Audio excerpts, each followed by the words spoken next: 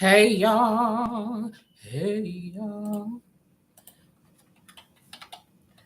I have been going down a deep rabbit hole.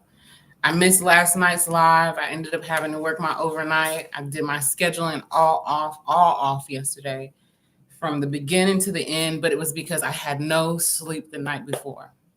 Like, no sleep. And the reason I had no sleep is because it's deep, y'all. It's deep.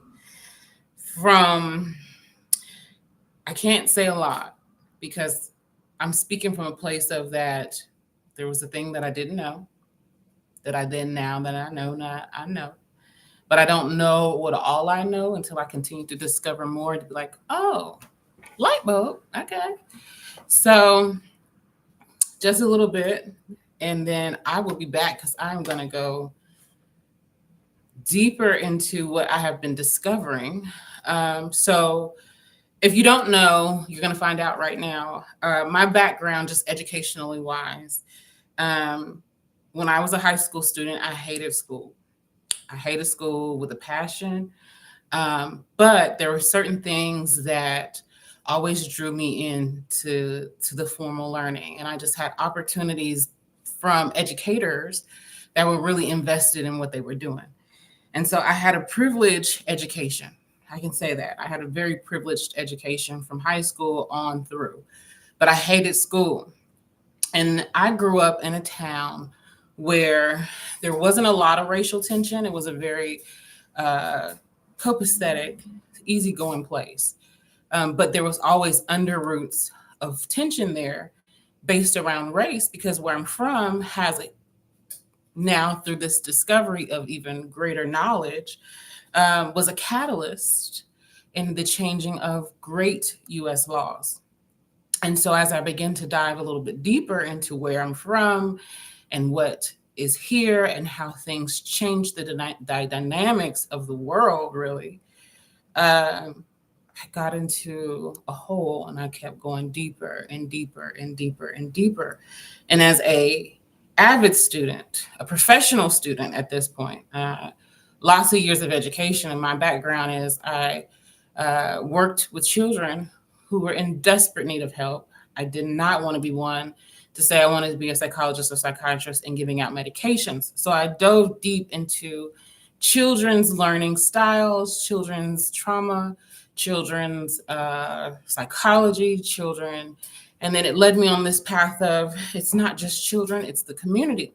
So I became a community psychologist, a certified community psychologist. Long way of saying all of that, but I needed to give a little bit of backstory as to how I got down into this hole. So to go a little further into it, this town that I live in, I'm not from here. I was brought here by way of my father being in the military and he wanting to get out of the military and have a career. I came to this town, and this town,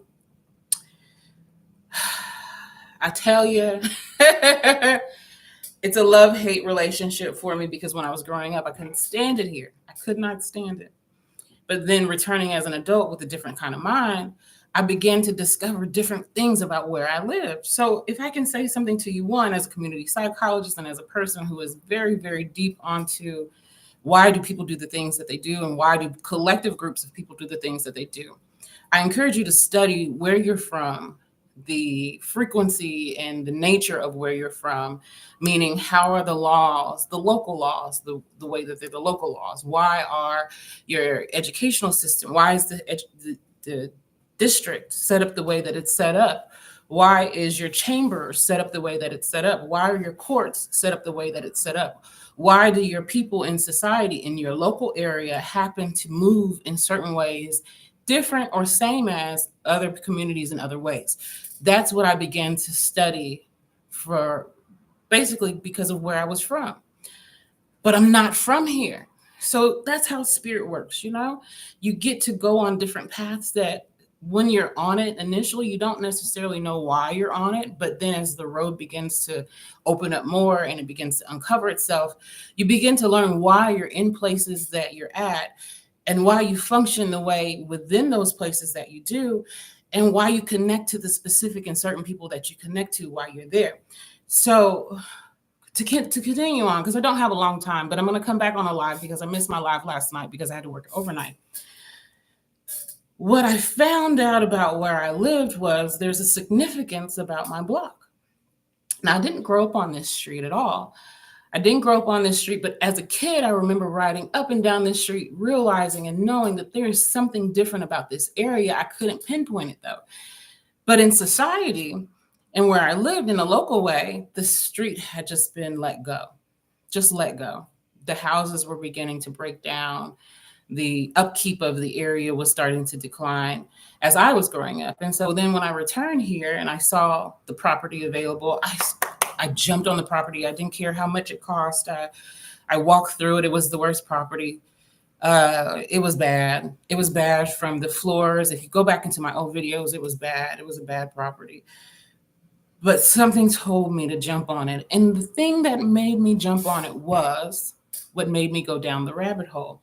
There's a garden directly across the street from my house, directly across the street from my house. And off to the right-hand side of my house, just a door down, there's my house, another house, and then this building here.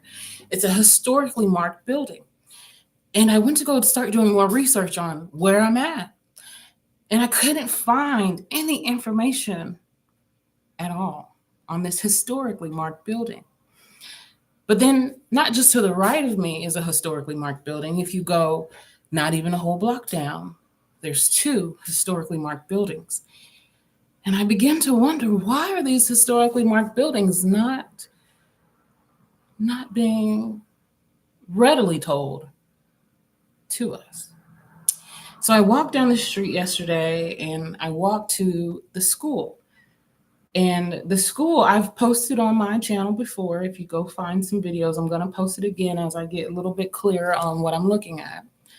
The school, Paul Laurence Dunbar School, if you know anything about Paul Laurence Dunbar schools, they were Black schools for Black children to go while they were in elementary. Now, hold on before you say, what is the significance of Black children being in elementary school? It's not the elementary school that we are considering and that we know of today in its formal setting. Elementary did not mean kindergarten in that time. Kindergarten is a German word for Kinder, which means children. But elementary and kindergarten are not simultaneously or synonymously the same words. They're not even actually interchangeable. Kindergarten means children, but elementary means the study of elements. Are you following? So as I'm studying more about this school, that is the school of the study of elements, not kindergarten, not school for children, I began to get a little bit deeper into why this school has a historical significance, which brings me up to the current today facts, which is we study and talk about critical race theory. And as a community psychologist, it is very interesting to understand why some groups don't want to talk about certain things that happened in history. Because where I live, it was the catalyst of it all. The 1857 law that talked about integration, not segregation, but integration. And how in 1961, we then began to talk about segregation. Now, I'm not going to get too deep into it, but the significance of where I live, I'll just say, is George Washington Carver. And George Washington Carver changed the dynamics of educational system of where I live. And I happen to be one of the privileged Black children. Isn't God good?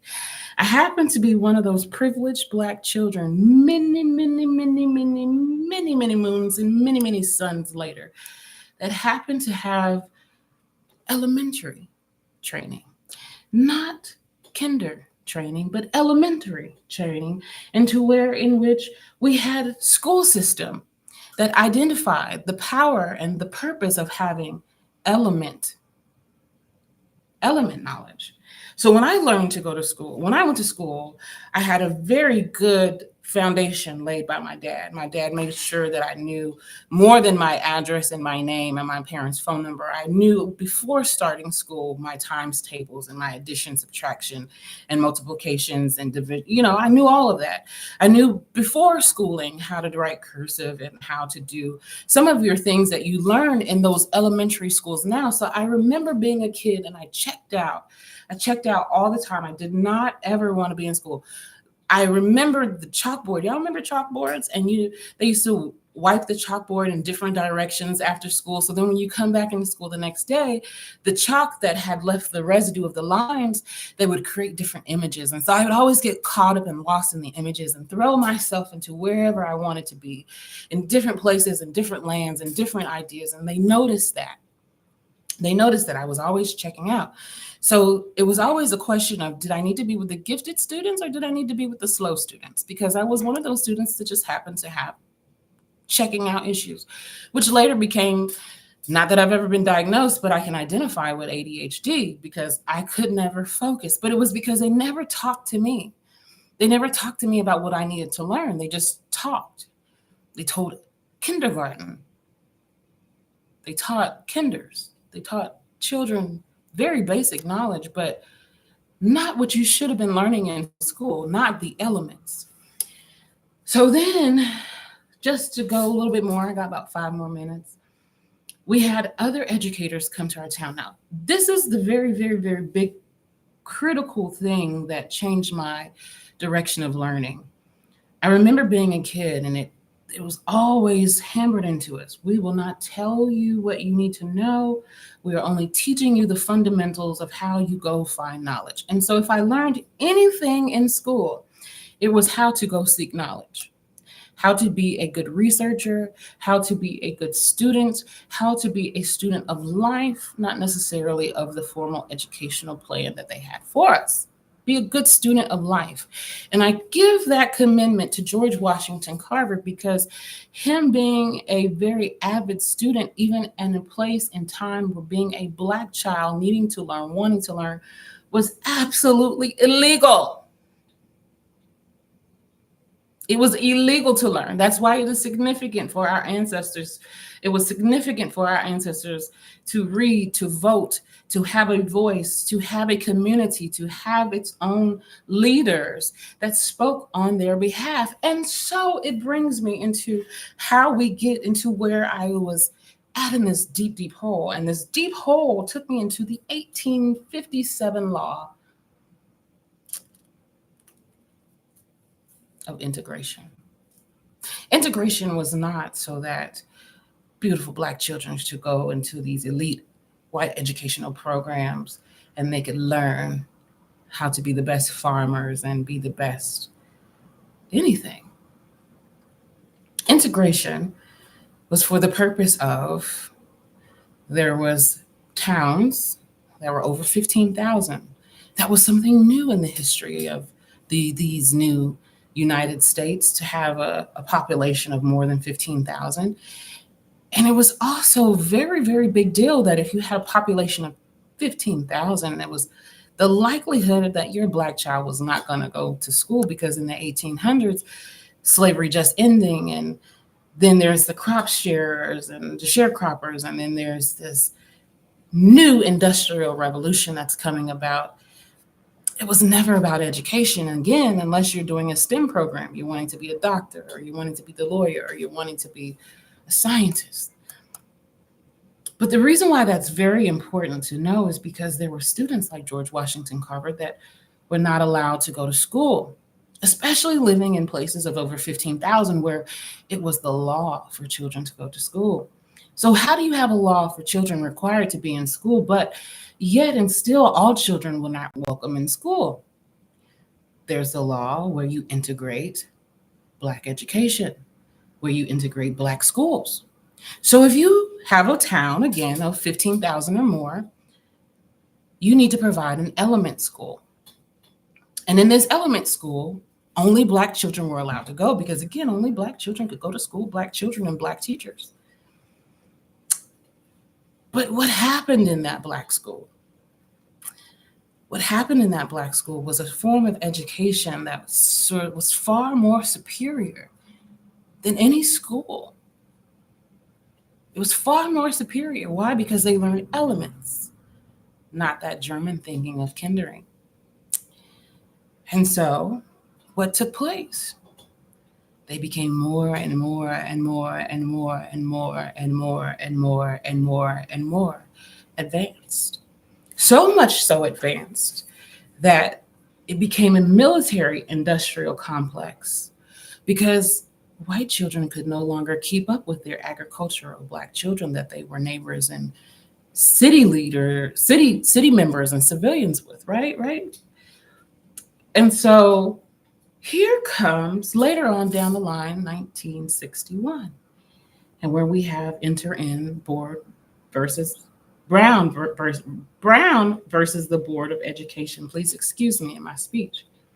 Brown versus Board of Education was very significant because now we have this singular Black child all of a sudden, no shade, but we have this singular Black child that lived in an all-white community that was going to an all-Black school. And when the law now became a segregation issue because now this Black child needed to be in this white school,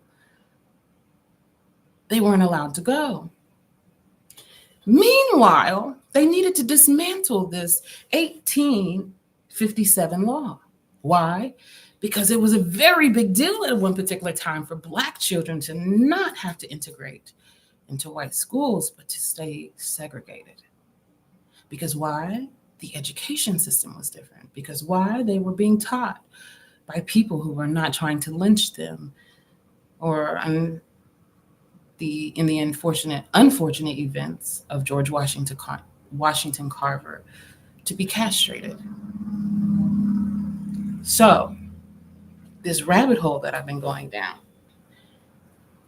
this rabbit hole says to me, somebody's been lying. This rabbit hole says to me, there's been a switcheroo. This rabbit hole says to me, they don't want us to ever know what we should know. Because if we ever get back into the place of what they learned in Paul Laurence Dunbar School, if we ever understood. Now, here's why it's bigger rabbit hole for me. When I purchased my home, there were certain things left in the home, and there were certain instructions left with this thing. And as I began to go down this rabbit hole, those things and those structures and the layout of where I live began to become even more and more and more blatant that there's a secret garden. And if you did any research on George Washington Carver, or if you have not, I would encourage you to do so. The secret garden. That's it. The secret garden. When you understand the secret garden, and you begin to understand why it was such a big deal to not only take out, integration and then make segregation a bigger deal. Not only was it a big issue to change curriculums and make it no longer elementary school, but primary school because you were teaching children. Not only is it a big deal, because then we understand what Bleeding Kansas means. We then understand the power of Black Wall Street. We then can understand the power of the industrial military complex. And then we can also understand why we are in the position we are today with poor food, poor water, poor education, poor laws, poor policing. Oh, it goes deep, y'all. It goes deep. I would love to do a documentary. I really would. I would love to even go back to school. This is how deep this has gone for me. I would love to go back to school. I would love to do more research on it. But I also know that the awareness and the bringing to light of this information that I have stumbled upon is dangerous. Not in the sense for me personally, but it's dangerous for children. It's dangerous for our educational system. It's dangerous for just the general community because it will require us to be honest. It will require us to be very, very truthful as to why we do what we do. how we've been programmed, the way we've been programmed, it allows us to identify ourselves in a very different way, not because of, you know, being a slave versus being enslaved. Be clear, those are two different things. But we do choose slavery now. We are choosing to be slaves because we are choosing not to seek new knowledge. And we are being bound in our mind by our captors, who are no longer our true captors. We are likened to the horse that's tied to this invisible tree. And it's just a small little chair that could be flimsy. But because the idea and the brainwashing says, I can't move this, so I'm going to stay still, we don't do anything. But with this now, we should be doing something. But it's a very delicate topic, and it's a very delicate conversation because it requires some form of an emotion. But everybody isn't able to be critical with emotions. They are just critical with their victimhood oftentimes. So they are only able to be emotional in that sense instead of being emotional and using it to be critical, feeling and navigating.